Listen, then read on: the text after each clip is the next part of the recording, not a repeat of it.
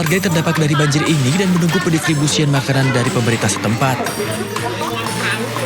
Dari panggil ini juga. Cita-cita di terasnya.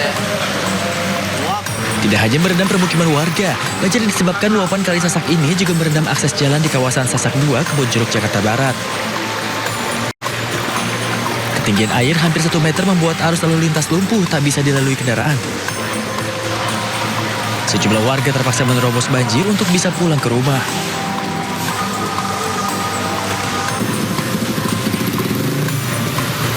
Banjir juga merendam ruas jalan Nusa Indah, Malaka Jaya, Durensawit, Jakarta Timur. Ketinggian banjir ini cukup bervariasi, mulai dari 20 hingga 40 cm. Banjir yang kerap terjadi ini diduga akibat intensitas hujan yang tinggi serta sistem drainase yang mengalami pendangkalan. Warga berharap pemerintah Jakarta serius dalam menangani banjir yang kerap melanda permukiman mereka di saat hujan yang deras. Tim Liputan, iNews melaporkan. Sementara itu diguyur hujan deras, Sungai Cikaret meluap dan menerjang permukiman warga di Bogor, Jawa Barat. Derasnya arus membuat jembatan roboh dan sarana ibadah hancur.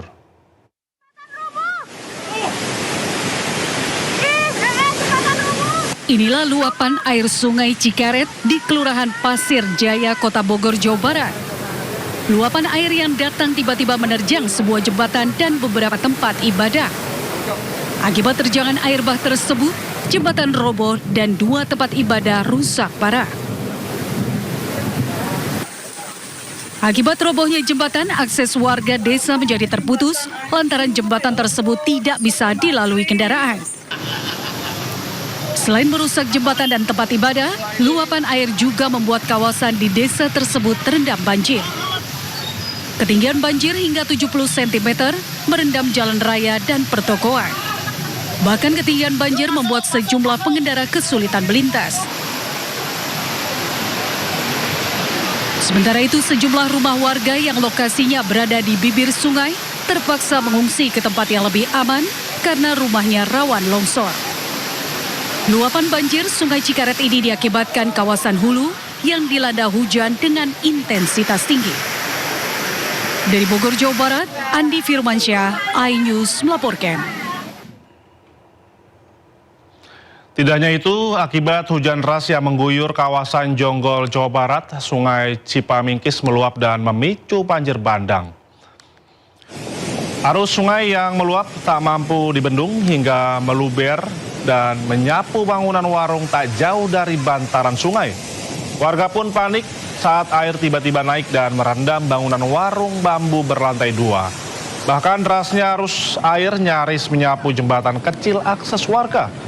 Setelah air surut, warga baru bisa menyelamatkan barang-barang berharga yang tersisa di bangunan warung bambu.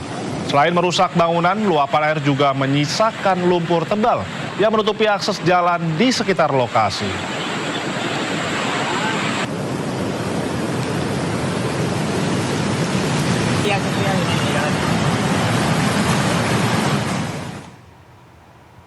Terendam banjir hingga Selasa dini hari, puluhan pemotor di ruas jalan Ciledug Raya, Pesanggerahan, Jakarta Selatan kesulitan mencari akses jalan pulang.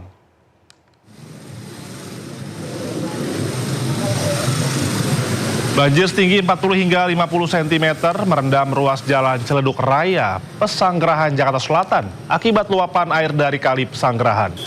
Kali Pesanggerahan mengalami kenaikan debit akibat hujan deras yang melanda Jakarta. Kemacetan terjadi di 2 arah, baik dari arah Jakarta maupun Tangerang.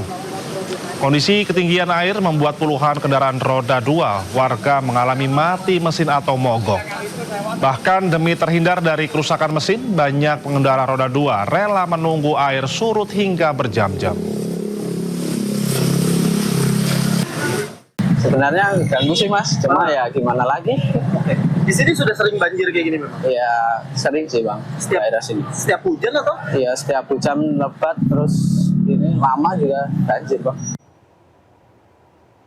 Hujan deras yang mengguyur Jabodetabek pada Senin sore hingga malam kemarin menyebabkan Kali Ciliwung meluap. Banjir merendam ratusan rumah di 5 RT.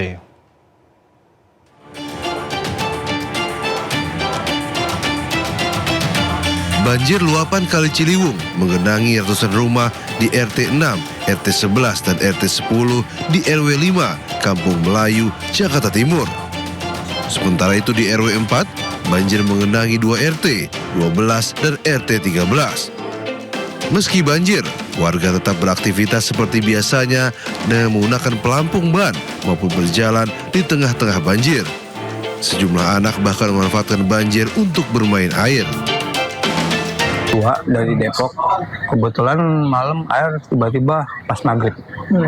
Dampak besarnya setelah jam 10 ke atas ya, agak membesar tuh. Tingginya berapa? Sekitar ketinggian sekitar 175 cm sama 150 cm. Pagi? Banjir di lokasi ini kerap terjadi saat intensitas hujan tinggi di sekitar Jabodetabek.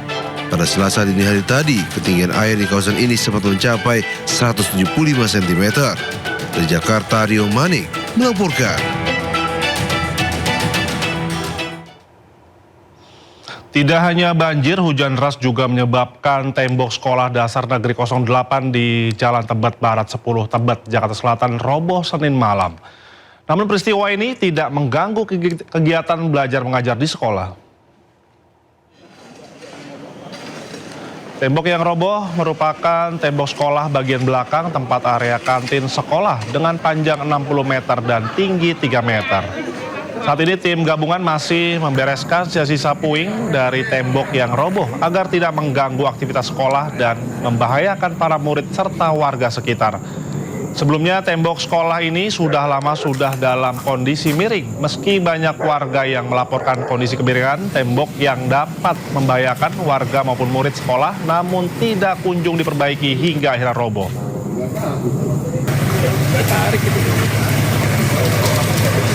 Kami itu bekerja sama pertama tadi malam itu dengan lingkungan ya, agar area ini aman, jadi ditutup ya. Kemudian kami itu bekerja sama dengan pihak kelurahan, akhirnya tadi malam itu sudah bekerja sama dengan PPSU-nya, itu sudah pada hadir untuk merapikan biar aman. Itu yang kedua juga ada dari PLN, karena memang ada sebagian yang kena ya, ini juga sedang ditindaklanjuti, kami sudah menghubungi ya tadi malam.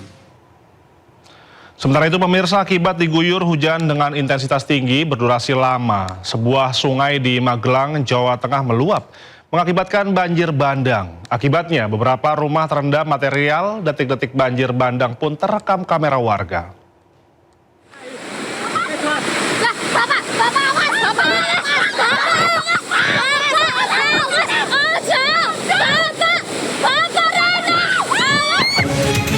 Dusun Batur di Magelang, Jawa Tengah diterjang banjir bandang usai tebing sungai longsor dan menyumbat alur sungai.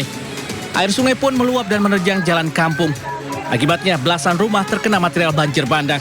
Kejadian tersebut terjadi saat wilayah itu diguyur hujan deras dengan durasi lama. Pasca kejadian, warga dibantu relawan melakukan kerja bakti membersihkan lumpur sisa banjir. Saya buka pintu langsung air dari gunung tuh sini Pak, langsung naik masuk dalam ya. Terus saya langsung lari. Airnya terlalu tinggi, sekitar 3 meteran kali sini. Sudah 3 meter. Di Kecamatan Gerabak ada 4 titik desa yang terjadi bencana, yakni 2 titik terkena banjir bandang, 1 titik terkena longsor, dan 1 titik 2 rumah warga terkena pohon tumbang. Beruntung dalam musibah tersebut tidak ada korban jiwa. Dari Magelang, Jawa Tengah, Puji Hartono Ayus melaporkan. Beralih ke informasi lainnya pemirsa, ribuan pengendara harus terjebak kemacetan horor di Kaliabang Rorotan Cilincing, Jakarta Utara. Seorang ibu menggendong balita terpaksa jalan kaki karena tak kuat melawan macetnya jalan. Awal pekan ini jadi mimpi buruk bagi ribuan pengendara dari arah Bekasi yang masuk ke Jakarta melalui Cilincing, Jakarta Utara. Senin pagi, ribuan motor dan mobil terjebak macet horor berjam-jam di jembatan perbatasan Bekasi dan Jakarta di Jalan Kaliabang, Rorotan Cilincing. Setengah jam ya Pak. Ini biasanya macetnya parah apa gimana sih Pak? Parah ini, kali ini parah ya. Parah banget. Pengendara motor dan mobil berjejal saling serobot hingga adu mulut. Seorang ibu yang menggendong anak terpaksa jalan kaki karena tidak sanggup melewati macet. Udah 2 jam berarti ya? Iya. Berarti ibu jalan kaki bu ya? Mau posyandu ini. Mau posyandu akhirnya jalan kaki nggak naik motor atau ini? Biasanya naik apa? Bawa motor. Ini kenapa milih jalan kaki bu? Nggak bisa macet, lama banget. Lama banget ya. Kasat Lantas Polres Jakarta Utara menyatakan kenaikan jumlah kendaraan di Rorotan akibat ada galian di Jalan Raya Bekasi. Akibatnya warga Bekasi yang akan ke Jakarta beralih lewat Harapan Indah dan menumpuk di Jalan Kaliabang Rorotan. Bentuk jembatan yang menyempit memperparah kemacetan. Para pengendara berharap kepolisian menerjunkan lebih banyak personil untuk mengatur lalu lintas untuk mengantisipasi terjadinya kemacetan horor di kawasan ini. Dari Jakarta, Sofyan Firdaus, iNews melaporkan. Polisi menangkap pengemudi mobil mewah yang kabur usai menabrak pedagang buah di Jalan Raya Kalimalang, Duren Sawit, Jakarta Timur. Sementara kondisi korban kini masih menjalani perawatan. Kecelakaan yang melibatkan sebuah mobil mewah menabrak pedagang buah telah ditangani pihak Polres Metro Jakarta Timur. Menurut Kasat Lantas Polres Jakarta Timur, pengemudi mobil mewah dengan nomor polisi B1756 PJL kini telah diamankan. Pengemudi mobil mewah tersebut diketahui merupakan seorang laki-laki. Selain mengamankan pengemudi, polisi juga mengamankan 1 unit mobil mewah berwarna hitam yang digunakan pengemudi saat menabrak pedagang di kawasan Kalimalang, Jakarta Timur.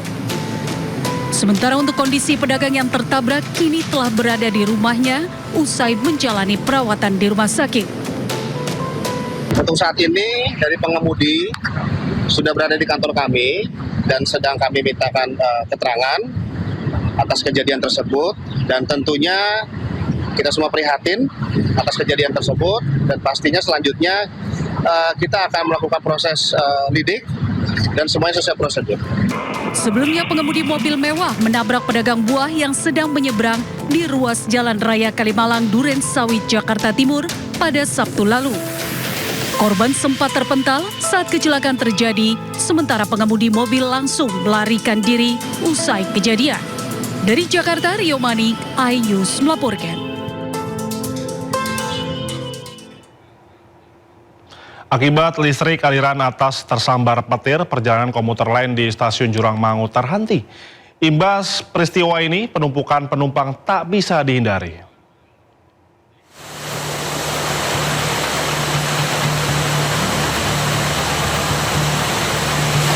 Video amatir merekam saat aliran listrik di atas perlintasan stasiun Jurang Mangu, Tangerang Selatan, Banten tersambar petir. Percikan api berulang kali terlihat dari titik yang terbakar. Akibat peristiwa ini, perjalanan kereta komuter lain Rangkas Bitung lintas Pondok Ranji sempat terganggu dan penumpukan penumpang terjadi di stasiun Jurang Mangu. Insiden yang terjadi di tengah jam sibuk pulang kerja ini membuat sejumlah penumpang KRL terkejut lantaran kereta yang tumpangi berhenti mendadak. Di tengah jalan sempat mati listriknya. Terus pas nyampe stasiun Jurang Mangunya kita disuruh keluar. Oh, berarti dievakuasi jalur lagi. Jadi sekarang masih menunggu aja. Akibat insiden ini, sejak sore hingga Senin malam, ratusan calon penumpang kereta tujuan Serpong, Jurang Mangu, dan Rangkas Bitung sempat tertahan di stasiun Tanah Abang, Jakarta Pusat.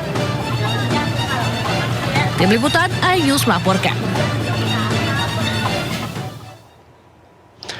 Ya pemirsa, polisi jadwalkan ulang pemeriksaan terhadap manajemen taksi Green SM terkait kecelakaan kereta beruntun di Bekasi Timur, Jawa Barat. Pemeriksaan terhadap manajemen taksi Green SM yang dijadwalkan Senin kemarin ditunda dan rencananya akan berlangsung hari ini. Meski demikian, polisi belum memberikan alasan penundaan. Sementara itu, 4 saksi dari pemerintah kota Bekasi dan Dirjen Perhubungan Darat sudah diperiksa Senin kemarin, dan supir taksi listrik serta petugas palang pintu diperiksa di Polres Bekasi Kota. Total 31 saksi telah dimintai keterangan.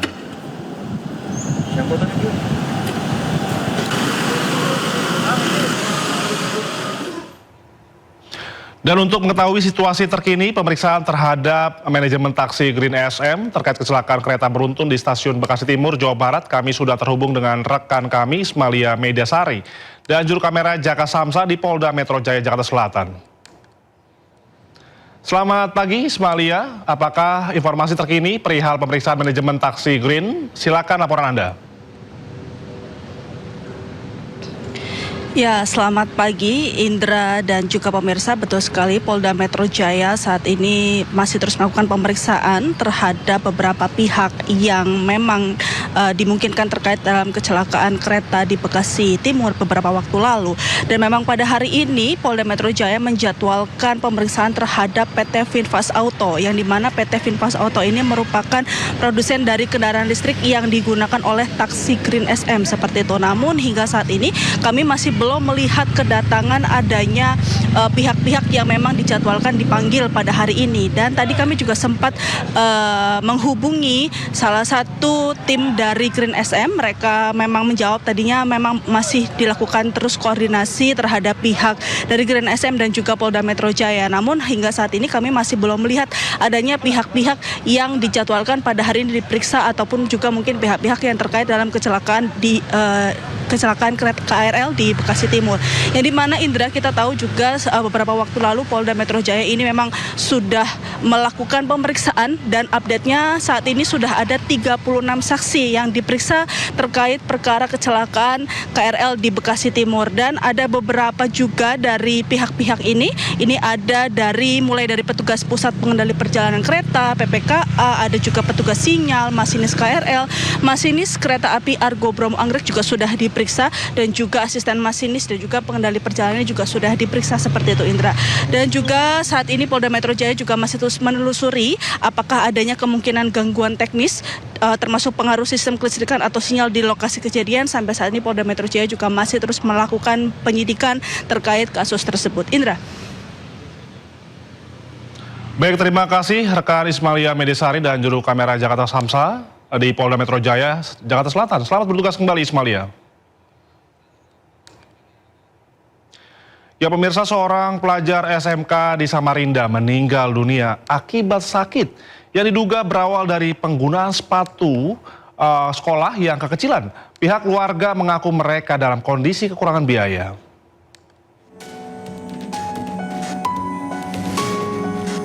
Sang ibu bercerita sejak kelas 1 SMK, almarhum menggunakan sepatu dengan ukuran yang lebih kecil dari kakinya. Karena keterbatasan ekonomi, sepatu lama tetap digunakan. Akibatnya kaki korban mengalami luka. Kondisi diperparah saat menjalani kegiatan magang di pusat perbelanjaan yang mengharuskan berdiri dalam waktu yang lama. Selama 1 bulan, keluhan nyeri di kaki semakin memburuk, lalu kaki korban mengalami pembengkakan. Pihak sekolah menegaskan sepatu kekecilan bukan penyebab korban meninggal dunia karena belum ada penjelasan secara medis. Namun menurut sang ibu, kaki korban membengkak sekitar 20 hari di bagian atas kaki dan rasa sakitnya menjalar ke pinggang dan kepala hingga membuat kondisi kesehatannya yang terus menurun. Baru-baru aja gitu, dari setengah bulan sakit itu memang nggak bengkak. Setelah hampir berapa lama ya, hampir sekitar 20 hari baru ada bengkaknya. Seperti itu. Di keseluruhan kakinya atau ya, ada di jari bagian, jemarinya? Bagian di atasnya kaki itu aja. Oh. Sebelumnya ngeluh sakit apa, Bu? Sakitnya ya di kaki. Di kaki. Larinya ke pinggang sampai ke punggung. Tuh, tapi dia biarkan aja. Terus sampai dibawa urut, bilangnya agak lumayan sudah enak, cuman kakinya yang agak sakit banget. Dan kalau dengar informasinya juga almarhum saat itu juga aktivitasnya lagi magang. Iya. Lagi magang terus di Ramayana, dia berdiri terus, nggak ada ininya, opnya, ibaratnya kalau waktu istirahat baru dia duduk. Itu memperparah keadaan. Iya. Itu dia juga nggak berbicara apa-apa, cuma dia tahani aja sampai pulang baru dia bilang, mama kakiku sakit banget. Itu di hari keberapa sebelum berpulang? Pas dia bengkak itu pas sudah sebelum 1 harinya lah sebelum dia. Sementara itu, pihak sekolah mengupload keterangan kronologis kejadian.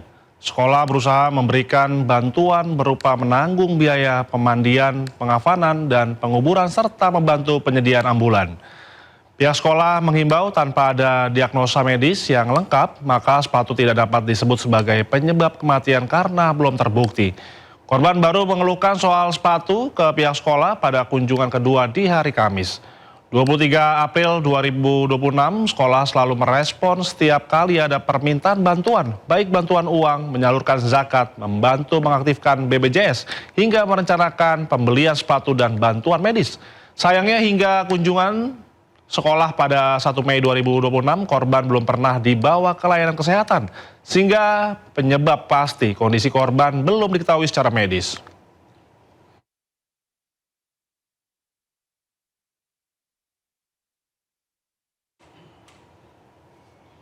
Kasus meninggalnya seorang dokter muda, Mita Aprilia Azmi, menuai sorotan. Hal ini membuat Kementerian Kesehatan mengirimkan tim khusus untuk mengusut penyebab kematian korban yang diduga akibat sistem kerja berlebihan dari Rumah Sakit Umum Daerah Kiai Haji Daud Arif Kuala Tungkal, Jambi.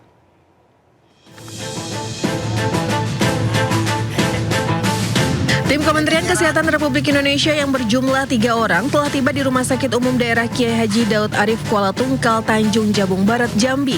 Kedatangan tim Kemenkes RI tersebut guna memeriksa manajemen rumah sakit terkait meninggalnya salah seorang dokter intensif yakni Dr. Mita Aprilia Azmi. Tim Kemenkes RI yang didampingi oleh Ikatan Dokter Indonesia Provinsi Jambi serta perwakilan alumni Unsri Fakultas Kedokteran juga melakukan pemeriksaan terhadap dokter intensif yang berjumlah 16 orang. Direktur Rumah Sakit Umum Daerah Kiai Haji Daud Arif Kuala Tungkal mengatakan untuk pemeriksaan difokuskan pada data kerja dan manajemen rumah sakit ini. Pertama-tama kami atas nama rumah sakit turut berduka yang sedalam-dalamnya atas meninggalnya saudari kita Dr. Mita dan permohon maaf yang sebesar-besarnya kepada keluarga. Yang kedua, dan kejadian ini sesuai dengan ada surat dari Kementerian Kesehatan, dan hari ini Kementerian Kesehatan hadir di rumah sakit kita untuk melakukan investigasi terkait dengan permasalahan tersebut, dan untuk hasilnya nanti kita tunggu dari Kementerian Kesehatan aja. Pak Derot, apa yang diperiksa tadi mereka?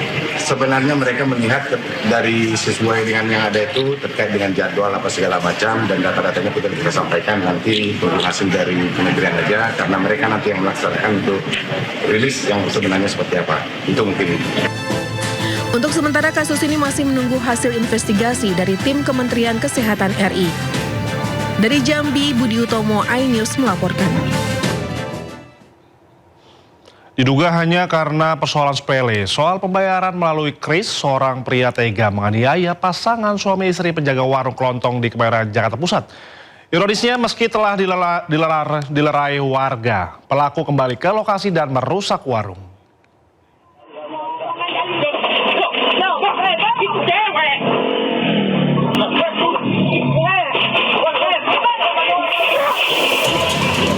Detik asik penganiayaan terjadi di sebuah warung kelontong 24 jam di Jalan Sumur Batu, Kemayoran, Jakarta Pusat terekam kamera pengawas.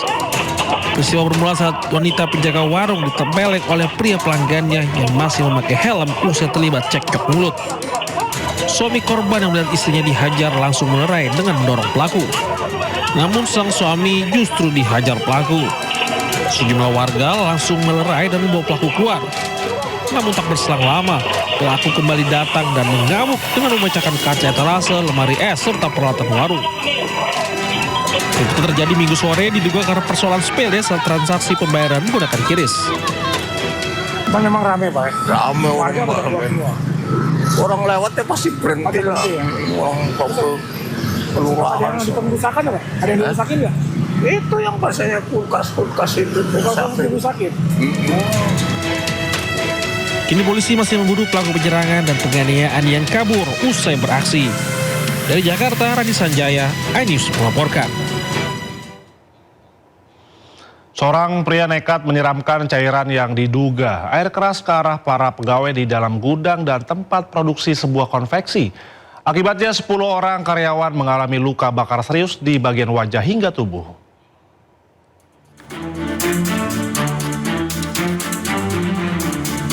Suasana di Kampung Gunajaya, Kecamatan Manonjaya, Kabupaten Tasikmalaya, Jawa Barat mendadak mencekam setelah adanya kejadian serangan menggunakan cairan zat kimia di sebuah gudang dan tempat produksi konveksi.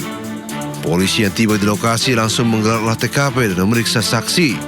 Diketahui total korban mencapai 10 orang, baik laki-laki dan perempuan, dirawat intensif di RSUD Dr. Soekarjo dan Puskesmas Ciberem. Pelaku diketahui bekerja di salah satu jasa ekspedisi. Diduga aksinya dipicu dendam salah seorang pegawai ekspedisi pada pemilik usaha. Gudang ini merasa kurang serak sama pekerjaan pegawai yang dilakukan tersangka tersebut.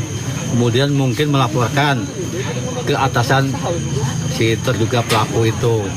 Mungkin pelaku mendapat teguran dari atasannya, mungkin dia kecewa. Polisi telah menangkap pelaku yang diperiksa intensif di Mapolres Tasikmalaya Kota.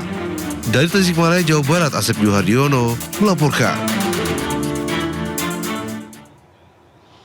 Kita beralih ke informasi lainnya pemirsa, 2 orang yang menurunkan sampah dari mobil box dan dibuang di Jalan Cakung Cilincing, Jakarta Timur dipergoki petugas dan diminta dibersihkan kembali.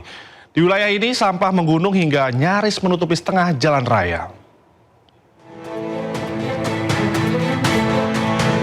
Petugas Kelurahan Pulau Gebang memergoki mobil box yang sengaja menurunkan sampah sembarangan di Jalan Cakung Cilincing, Jakarta Utara. Sopir dan kernet mobil box yang kedapatan itu langsung diminta untuk mengangkut kembali sampah berupa jerami dan rumput kering tersebut. Tidak hanya itu, seorang pemotor wanita juga sengaja membuang sampah rumah tangga di pinggir jalan. Kebetulan dia mau pulang ke Lampung, tadinya dia dari Lampung bawa semangka, ada sampahnya, terus dia buang sampah di tempat nggak sampah, terus datang dari kelurahan, pas itu dilarang dia, disuruh dibawa pulang lagi, dimasukin ke mobil sampahnya, itu aja.